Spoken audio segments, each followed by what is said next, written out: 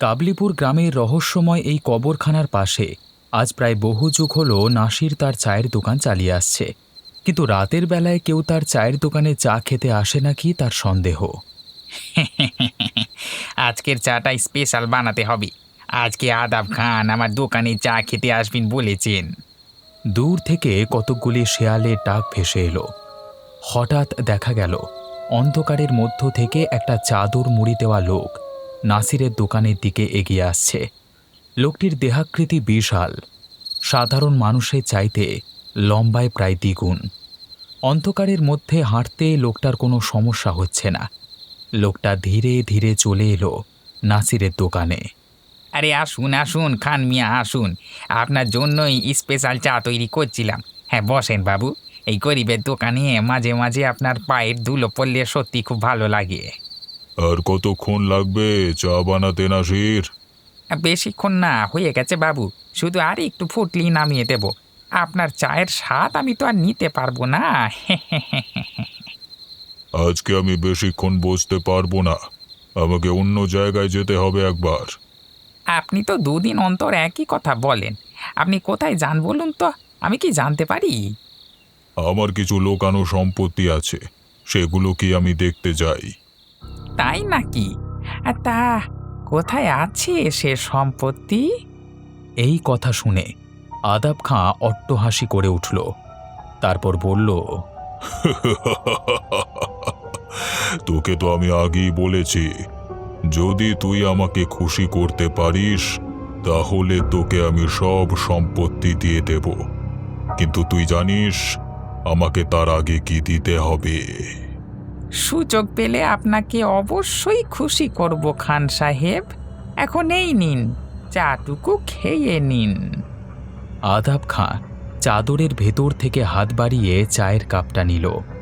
তার গায়ের চামড়া ক্ষতবিক্ষত, হাতের নখ লম্বা, তীক্ষ্ণ, ধারালো। সৌভিক তার বন্ধুর সাথে পরিকল্পনা মতো সেদিন সকালে জামা কাপড়ের ব্যাগ গুছিয়ে বেরোতে যাচ্ছে। এমন সময় তার মা এসে বলল, বাবা সৌভিক, এবারে না গেলেই নয়।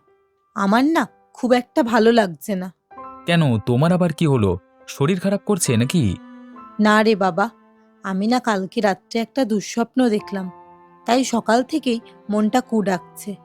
মা, আমি যদি এখন না যাই তাহলে কখন যাব বলো দেখি? এই তো মাঝে মাঝে অফিসে ছুটিগুলো পাই বেড়াতে যাওয়ার জন্য।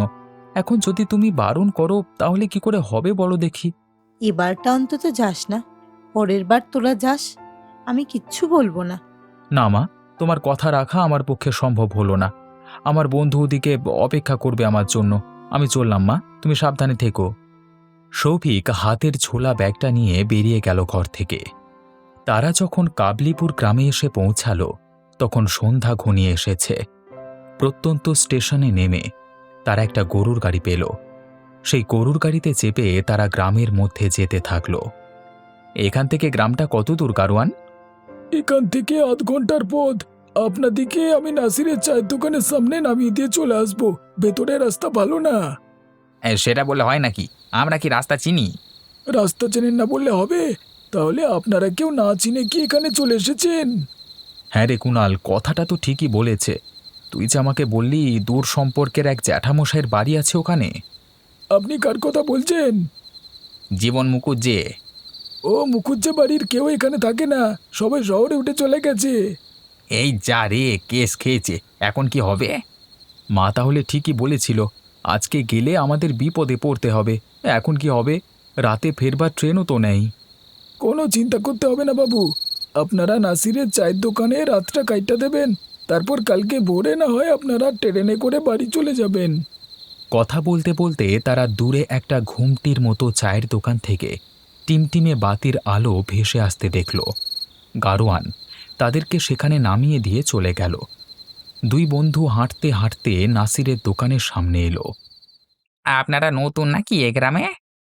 বিরাট বিপদে পড়ে গেছি দাদা, তাই প্রথমেই অনুরোধ করছি আজকের রাতটা অন্তত তোমার দোকানে থাকতে দিতে হবে। মানে ঠিক বুঝতে পারলাম নিকো। তখন তারা তাদের বিপদের কথাটা খুলে বলল। নাসির বলল, কিন্তু আপনারা কি এখানে থাকতে পারবেন? আপনারা শহুরে মানুষ। ও কথা বলো না দাদা, বিপদে পড়েছি। এখন তুমি যদি আমাদিকে না করো তাহলে যে কোথায় যাব বুঝতে পারছি না। ঠিক আছে, আপনারা যখন এত করে বলছেন, তখন আপনারা থাকুন এখানে। আমার কোনো অসুবিধে নেই। তবে রাতটা কিন্তু পাউরুটি খেয়ে থাকতে হবে, কেমন? রাত তখন গভীর। পথপরিশ্রমে কুণাল আর সৌভিক নাসিরের দোকানের একটি খাটিয়ায় শুয়ে ঘুমিয়ে পড়েছে। সেই সুযোগে নাসির অন্ধকারে ঘাপটি মেরে বের হল। পথটা তার চেনা। তার দোকান পেরিয়ে কিছুটা গিয়ে কবরস্থানের ফাঁকা রাস্তাটা ধরল। কোনো ভয় নাই তার মনে। বেশ অনেকক্ষণ হেঁটে চলবার পর নাসির এসে পৌঁছালো একটি শৌখিন কবরের সামনে। হাঁটু মুড়ে বসে দু হাত দুদিকে বিস্ফারিত করে নাসির বলল, খান সাহেব, আপনার গুপ্তধনের খোঁজ আমাকে বলে দিন। বদলে আমি আপনাকে একটা না, দুটো মানব শরীর খেতে দেব। দয়া করে আমাকে দেখা দিন খান সাহেব। হঠাৎ সেই কবরের মধ্য থেকে ভয়ানক আদাব খানের মূর্তিটা ভেসে উঠল নাসিরের সামনে। এই রাতের বেলায় আমাকে জ্বালাতন করতে এসেছিস কেন? আমাকে শান্তিতে ঘুমাতে দে। খান সাহেব, আপনাকে আমি কোনোদিন কিছু খাওয়াতে পারি না ভালো করে। শুধু এই পশুর রক্তের চা খেয়ে আপনি দিন দিন কেমন দুর্বল হয়ে যাচ্ছেন। আজকে আমার ওখানে দুটো তাজা মানুষ এসেছে। আপনি চাইলে তাদেরকে খাদ্য হিসেবে গ্রহণ করতে পারেন। তাই নাকি? তাহলে তো আর দেরি করা যাবে না। আজকে রাতেই আমাকে ভোজন করতে হবে। কিন্তু খান সাহেব, আমি তার বদলে আপনার গুপ্ত সম্পত্তির হদিশ পাবো তো? অবশ্যই পাবে। আমাকে খুশি করতে পারলে তুই সব কিছু পাবি। ঠিক আছে খান সাহেব, এখন তাহলে ওদেরকে আপনার কাছে আনবার ব্যবস্থা করছি। দুই বন্ধুর চোখে অবিশ্বাসের ছায়া। নাসির এতক্ষণ যে গল্প তাদের বলল, তাদের দেখে মনে হচ্ছে না যে তারা সেটা বিশ্বাস করছে। সবিক বলল, আমার একদম ও কথা বিশ্বাস হচ্ছে না নাসিরদা। গল্পটা এই পরিবেশে শুনবার পক্ষে খুব ভালো লাগছে, কিন্তু আপনি যে কবরের কোনো ভূতের সাথে কথা বলছেন তার জমানো অর্থ সম্পত্তি নেওয়ার জন্য, এবং সে নাকি আপনাদের দেবে বলেছে, সেটা বিশ্বাস করতে পারছি না। সবাই তাই বলে বাবু, কিন্তু মানুষ যত বিশ্বাস করবে না তত আমার লাভ। আমি আদাব খানের জমানো অর্থ সম্পত্তি সমস্ত কিছু একাই নিয়ে নেব। আচ্ছা বেশ, তুমি যদি আমাদের সেই জায়গায় নিয়ে দেখাতে পারো এবং আমাদের চোখের সামনে আদাব খানকে আনতে পারো, তাহলে আমরা বিশ্বাস করতে পারি। যাবেন বলছেন? ভয় পাবেন না তো আবার? আমরাও সব ভূতটুতে ভয় পাই না। তুমি আমাদের কোথায় নিয়ে যাবে বলছো, নিয়ে চলো।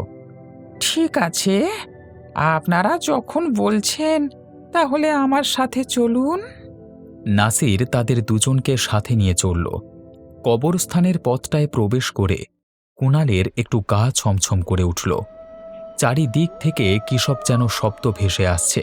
শব্দগুলো ভয়ঙ্কর। সবিক, আমাদের কি এখানে আসা ঠিক হলো? শুধু শুধু সুস্থ শরীরকে ব্যস্ত করে লাভ কি? চল আমরা ফিরে যাই। এরই মধ্যে ভয় পেয়ে গেলেন বাবুরা? এরকম কত শব্দ যে প্রতিদিন আমাকে শুনতে হয় এই কবরখানার পাশের চায়ের দোকানে বসে, আর ইয়ত্তা নেই। না না, আমরা ভয় পাইনি। আমরা সেই আদাব খানের আত্মাকে আজকে দেখেই ছাড়ব। তারা কথা বলতে বলতে এসে পৌঁছালো আদাব খানের কবরখানার সামনে। নাসির দু হাত দুদিকে ছড়িয়ে চিৎকার করে ডাকল, কোথায় আদাব খান? আপনি বেরিয়ে আসুন।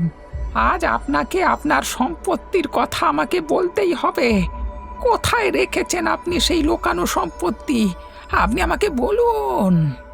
এরপর ভীষণ এক ভয়ানক কণ্ঠ বলে উঠল,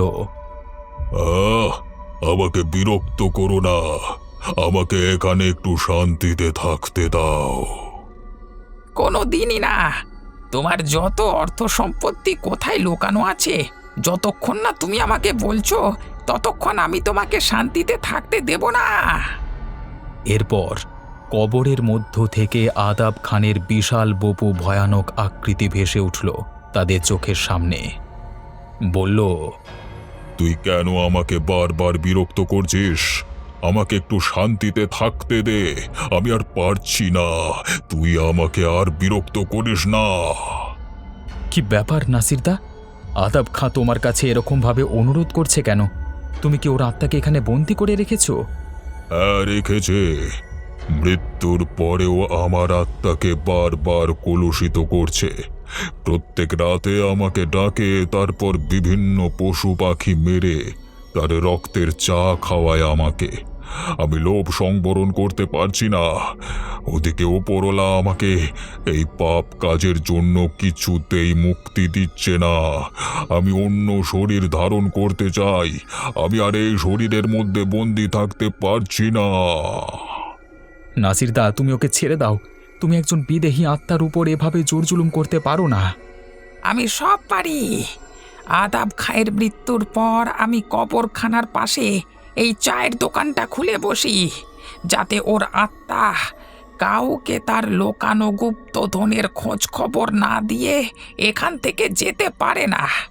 আদাব খা, তুই যদি আজকে আমাকে তোর লোকানো গুপ্তধনের খোঁজ বলিস, তাহলে এই দুটো মানুষকে তুই কাঁচা খেতে পারবি।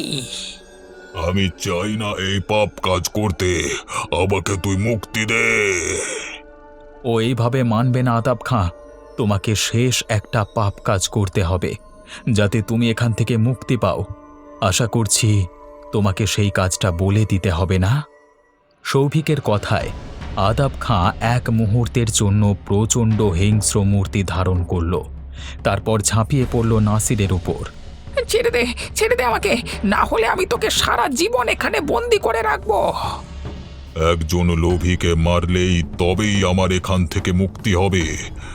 নাসির, আজকে তোর শেষ দিন। এই বলে আদাব খাঁ নাসিরের মাথাটা পেছন দিকে মুচড়ে দিল। নাসিরের দেহ মুহূর্তের জন্য থর থর করে কেঁপে উঠে তাদের চোখের সামনে মারা গেল। আদাব খাঁ বলল, আজকে তোমাদের জন্য আমি মুক্তি পেলাম। এই নাসির আমাকে বিভিন্নভাবে ব্যবহার করতে চেয়েছিল। ওরা চেয়েছিল তোমাদের আজ আমি মেরে ফেলে আমার জমানো সম্পত্তির খোঁজ ওকে দিই। এখন সব বাধা থেকে তুমি মুক্ত হয়েছ। তুমি এখন এখান থেকে মুক্ত হতে পারো। তার আগে আমি তোমাদের আমার গুপ্ত সম্পত্তির খোঁজ বলে দিতে চাই। আদাব খাঁয়ের আত্মা সৌভিক এবং কুণালকে তার গুপ্ত সম্পত্তির খোঁজ জানিয়ে দিয়ে বাতাসের সাথে মিলিয়ে গেল। সৌভিক বলল, কবরখানার চায়ের দোকানে এক রাত কাটিয়ে লাভের লাভই হলো বলতে হবে। তাহলে চল কুণাল, যাওয়া যাক নাকি আদাব খানের গুপ্ত সম্পত্তির খোঁজে। দেখ, আমার মাথায় একটা চিন্তা ঘুরছিল। আমি ভাবছিলাম, যদিও আমরা আদাব খানের সম্পত্তি খুঁজে পাই, সেসব সম্পত্তি তো আমরা বাইরে বিক্রি করতে পারবো না। যদি বিক্রি করি তাহলে কিন্তু পুলিশের নজরে আমরা চলে আসব। কথাটা তুই ভুল বলিসনি। তাহলে কি করা যায় বলতো? আমরা সব সম্পত্তি না তুলে কিছু কিছু অংশ নিয়ে যাই, তারপর সেগুলোকে চোরাই বাজারে বিক্রি করা যায় কিনা সেটা দেখি। যখন আমরা একটা চ্যানেল করে নিতে পারবো, তারপর ধীরে ধীরে এসে এখান থেকে সম্পত্তির অংশ তুলে নেওয়া যাবে। কি বলিস? তুই ঠিক কথা বলেছিস। এই ব্যবসা সৎ পথে করা যাবে না। এসব অসৎ উপায় তৈরি করা সম্পত্তি যদি বিক্রি করতে হয়, তাহলে আমাদেরকেও অসৎ উপায় ব্যবহার করতে হবে। এই বলে তারা দুজন আদাব খাঁয়ের বলে দেওয়া রাস্তা মতো চলতে শুরু করল। বেশ অনেকটা আসবার পর একটি পুরনো ভাঙা বাড়ির পাশে এসে দাঁড়ালো। বাড়িটা ঝোপ জঙ্গলে ভরপুর। সেই বাড়ির পাশে একটি বহু বছর আগেকার গাছ। গাছের নিচের অংশ খুঁড়ে দেখতে যাবে এমন সময়, বাঁচতে চাইলে এখান থেকে পালিয়ে যা, না হলে তোদেরকে আজকে আমি মেরে চিবিয়ে খাবো। হঠাৎ চোখের সামনে সদ্যমৃত নাসিরের আত্মাকে দেখতে পেয়ে দুই বন্ধু চরম ভয় পেয়ে যায়। এ কি নাসির তুই? হ্যাঁ আমি। তোরা কি ভাবলি মরে গিয়ে আমি এখান থেকে চলে যাব? এত বছর ধরে আমি আদাব খাঁয়ের সম্পত্তির লোভ করেছিলাম। আজকে আদাব খাঁয়ের হাতে মারা পড়ে নিজেকে আরো শক্তিশালী মনে হচ্ছে। কিন্তু তুই এই সম্পত্তি নিয়ে কি করবি? আমি যেমন এই সম্পত্তি নিতেও পারবো না, তেমন আমি কাউকে এই সম্পত্তি দেব না। আর যদি কেউ এই সম্পত্তির দিকে নজর দেয় তাহলে আমি তাকে শেষ করে দেব। আমি আজ থেকে এই ভাঙা বাড়িতে থেকে পাহারা দেব এই মূল্যবান সম্পত্তিকে। তোরা যদি এই মুহূর্তে এখান থেকে না পালাস তাহলে। এই বলে নাসিরের আত্মা তাদেরকে মারতে এগিয়ে এলো। শৌভিক এবং কুণাল বিপদ বুঝে সেই মুহূর্তে সেখান থেকে পালিয়ে বাঁচল। এরপর মাঝখানে কেটে গেছে বহু বছর। শৌভিক এবং কুণালের হাতের কাছে থাকা সত্ত্বেও সে মূল্যবান সম্পত্তি হারিয়ে অনেকটা দুঃখিত হয়ে পড়েছিল প্রথমে, কিন্তু ধীরে ধীরে তারা নিজের কাজে ফিরে যায়। সময়ের সাথে সাথে এসব ঘটনা তারা ভুলে যেতে বসেছিল।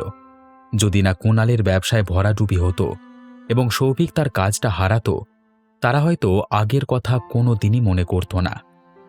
একদিন সন্ধেবেলায় কুণাল এবং শৌভিক একে অপরের সাথে দেখা করল। তাদের অর্থনৈতিক অবস্থার কথা দুজন দুজনকে জানালো। শৌভিক বলল, জীবনে যে কোনো দিন এরকম পরিস্থিতির মুখোমুখি হব সেটা আমি ভাবতে পারছি না। কোনো দিন ভাবিনি নিজের হঠকারিতায় আমি চাকরিটা হারিয়ে বসব। আমারও একই অবস্থা ভাই, ব্যবসায় খুব মন্দা। ভাবছিলাম অন্য একটা ব্যবসা খুলব, কিন্তু সেই অর্থটুকু আমার কাছে নেই। দুজনেই প্রায় একই অবস্থার মধ্য দিয়ে যাচ্ছি। এখন যে কিভাবে আমরা নতুন করে আবার শুরু করব নিজেদের জীবন সেটাই বুঝতে পারছি না। এটা ওটা কথা হচ্ছে এমন সময় কুণাল বলল, হ্যাঁ রে, তোর সেই আদাব খায়ের সম্পত্তির কথা মনে আছে? হ্যাঁ মনে আছে। বাপরে, সে তো বহু বছর আগেকার কথা। আমরা যদি সেই সম্পত্তি কোনোভাবে ব্যবহার করতে পারতাম তাহলে আমাদের অবস্থার উন্নতি নিশ্চয়ই হয়ে যেত। কিন্তু তুই ভুলে গেছিস কি, সেই সম্পত্তি নাসিরের আত্মা এখনো পাহারা দিচ্ছে। নাসিরের ক্ষতি তো আমরা করিনি। নাসির নিজের সর্বনাশ ডেকে এনেছে। এখন আমরা যদি নাসিরকে কোনো রকমে খুশি করতে পারতুম তাহলে খুব ভালো হতো। তুই ঠিক বলেছিস, তাহলে চল একবার সেই জায়গায় যাওয়া যাক। সকালে ঘর থেকে রওনা দিয়েও এবারেও সন্ধ্যার আগে কেউ সেখানে পৌঁছাতে পারল না। আদাব খাঁয়ের বলে যাওয়া ঠিকানা তাদের তখনও মনে ছিল। তারা যখন সেই স্থানে গিয়ে পৌঁছালো তখন অনেকটাই রাত হয়ে গিয়েছে। ভয়ে ভয়ে একে অপরের দিকে তাকিয়ে তারা সিদ্ধান্ত নিল যে সেখান থেকে সমস্ত সম্পত্তিটা তুলে নিয়ে চলে যাওয়ার। এমন সময় হাওয়ার মধ্য থেকে ভেসে নাসিরের আত্মা পুনরায় তাদের সামনে এলো। বহু বছর পর তোদের দেখা পেলাম। তোরা আবার কি কারণে এখানে এসেছিস? আসলে আমাদের আর্থিক অবস্থা অত্যন্ত খারাপ হয়ে গেছে। আমরা চাইছিলাম আদাব খানের সম্পত্তি কিছুটা বিক্রি করে যদি কিছু টাকা পয়সা আসতো হাতে, তাহলে নিজেদের জীবন আবার সঠিকভাবে গড়ে তুলতে পারতাম। কুণালের কথা শুনে নাসিরের আত্মা অট্টহাসি করে উঠল। তোরা কি ভুলে গেছিস আমি কত বছর ধরে মুক্তি না পেয়ে এই আদাব ভাইয়ের সম্পত্তি পাহারা দিচ্ছি? তোরা ভাবলি কি করে আমি থাকতে সেই সম্পত্তি তোরা হাত লাগাতে পারবি? আমাদের অবস্থাটা একটু বুঝুন। আপনার মৃত্যুর জন্য আমরা দায়ী নই। আপনি এখন সেই সম্পত্তি নিয়ে কিছুই করতে পারবেন না। যদি আমরা ব্যবহার করতাম সেই সম্পত্তি, তাহলে হয়তো আমরা আমাদের জীবনটাকে আরও একটু সচ্ছল করতে পারতাম। আমি কোনো কথা শুনতে চাই না। তোরা এই মুহূর্তে এখান থেকে চলে যা, না হলে কেউ তোদের বাঁচাতে পারবে না। আমরা এই সম্পত্তি না নিয়ে এখান থেকে যাব না। তবে রে বেটা, আমাকে আবার জ্বালাতন করতে এসেছিস তোরা? নে তবে মর। এই বলে নাসিরের আত্মা হিংস্রভাবে তাদের দুজনকে মারতে এগিয়ে এলো। তারা দুজনে প্রচণ্ড ভয় পেলেও সেখান থেকে এক বিন্দু নড়ল না। নাসিরের আত্মা এসে দু হাতে দুজনের গলা টিপে ধরল। প্রচণ্ড কষ্টে দুজনে ছটফট করতে লাগলো। তাদের প্রাণ যায় যায় অবস্থা। এমন সময় হঠাৎ অবিশ্বাস্যভাবে আদাব খাঁয়ের আত্মার আবার আবির্ভাব ঘটল সেখানে। আদাব খাঁকে দেখে নাসির ভয়ে জড়ো হয়ে গেল। দু হাত থেকে দুই বন্ধুকে ছেড়ে দিল। এগিয়ে আপনি এখানে, আপনার কি চাই? আমি এই দুই বন্ধুকে আমার সম্পত্তি ভোগ করতে দিয়েছিলাম। তুই কিনা আমার সেই সম্পত্তি আগলে রেখেছিস। তোর তো সাহস কম নয়। একবার মরেও তোর শান্তি হয় না। আমি আপনার সম্পত্তি কাউকে দেব না। এই সম্পত্তির জন্য আমি আমার প্রাণ ত্যাগ করেছি। আমি সারা জীবন যোগ্য হয়ে এই সম্পত্তি আগলে রাখবো, তবুও এই সম্পত্তি কাউকে দেব না আমি। তবে রে বেটা, তুই তবে এমন করে আমার কথা শুনবি না, তাই তো? তোকে এই পৃথিবী থেকে নিয়ে যাওয়ার দায়িত্ব আমার। এই বলে আদাব খাঁয়ের আত্মা নাসিরের আত্মাকে টেনে ধরল। তারপর সেখান থেকে নিয়ে যেতে শুরু করলো। নাসির প্রচণ্ড ছটফট করতে লাগলো। আদাব খাঁ তাতেও তাকে ছাড়ল না। একসময় দুজনে ধস্তাধস্তি করতে করতে হাড় কঙ্কাল এদিক সেদিক ছিটকে পড়তে লাগলো। একসময় দেখা গেল নাসিরের শুধু মাথার খুলিটা আদাব খাঁয়ের হাতে আছে। সেটা নিয়ে সে বলল, তোমরা আমার সম্পত্তি নিয়ে যাও। আজকের পর থেকে কেউ তোমাদের আর বাধা দেবে না। এই বলে আদাব খাঁ সেখান থেকে উধাও হয়ে গেল। তারপর দুই বন্ধু সেই বটগাছের গোড়ার মাটি খুঁড়ে অনেক ধনসম্পত্তি উদ্ধার করল। শৌভিক বলল, এরপর অসৎ উপায় অবলম্বন করে আমাদের এই ধনসম্পত্তি বিক্রি করতে হবে। সৎ পথে চলে এই পৃথিবীতে মানুষ কষ্ট ছাড়া আর কিছুই পায়নি।